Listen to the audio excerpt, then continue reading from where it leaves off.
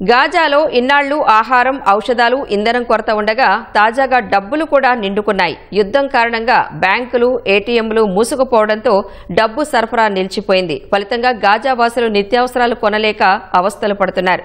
చిరిగిపోయిన, పాడైన నోట్లను వ్యాపారులు తిరస్కరిస్తుండటంతో మరిన్ని ఇబ్బందులను ఎదుర్కొంటున్నారు. అటు నిరుద్యోగం కూడా రికార్డు స్థాయికి చేరుకుంది.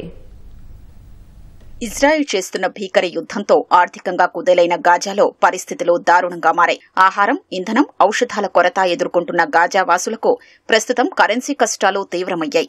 యుద్ధం కారణంగా అక్కడి బ్యాంకులు, ఏటీఎంలు మూసుకుపోయాయి. దీంతో నగదు సరఫరా పూర్తిగా నిలిచిపోయింది. సాధారణంగా పాలస్తీనియన్లు లావాదేవీల కోసం ఇజ్రాయెల్ కరెన్సీ షెకెల్ను వినియోగిస్తారు. అయితే హమాస్ ఆయుధాల కొనుగోలు సామర్థ్యాన్ని తగ్గించడంలో భాగంగా ఇజ్రాయెల్ గాజాలోకి నగదు సరఫరాను నిలిపివేసింది. యుద్ధం తొలినాళ్లలో స్థానికంగా ఉండే సంపన్న కుటుంబాలు బ్యాంకుల నుంచి డబ్బులు ఉపసంహరించుకుని గాజా నుంచి విడిచి వెళ్లాయి. ఇవే నగదు కొరతకు కారణాలని కొందరు నిపుణులు చెబుతున్నారు. అందుబాటులో ఉన్న చిరిగిపోయిన, పాడైన నోట్లను వ్యాపారులు తిరస్కరిస్తుండటంతో నిత్యావసరాలు కొనలేక గాజావాసులు అవస్థలు పడుతున్నారు. పాడైన నోట్లను బాగు చేసేందుకు 3 నుంచి 10 షెకల్స్ ను కమిషన్ గా తీసుకుంటున్నారని గాజావాసులు వాపోతున్నారు. కొన్నిసార్లు బాగు చేసిన నోట్లను వ్యాపారస్తులు తిరస్కరిస్తున్నారని ఆవేదన వ్యక్తం చేస్తున్నారు.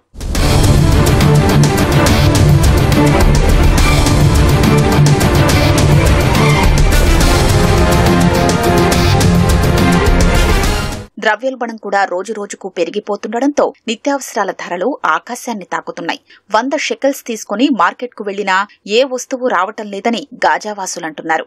ప్రపంచ బ్యాంకు నివేదిక ప్రకారం గతేడాది గాజాలో ద్రవ్యోల్బణం 230% పెరిగింది. అయితే ఈ ఏడాది జనవరిలో కాల్పుల విరమణతో అది స్వల్పంగా తగ్గినప్పటికీ ఒప్పందం నుంచి ఇజ్రాయెల్ వైదొలగడంతో మళ్లీ భారీగా పెరిగింది. పెరుగుతున్న ద్రవ్యోల్బణానికి తోడు నిరుద్యోగం పాలస్తీనియన్ల పరిస్థితిని మరింత దిగజారుస్తోంది. ప్రపంచ బ్యాంకు నివేదిక ప్రకారం 2024 చివరి నాటికి గాజాలో 80% మంది నిరుద్యోగులే. ప్రస్తుతం అది మరింత పెరిగి ఉంటుందని నిపుణులు అంచనా వేస్తున్నారు.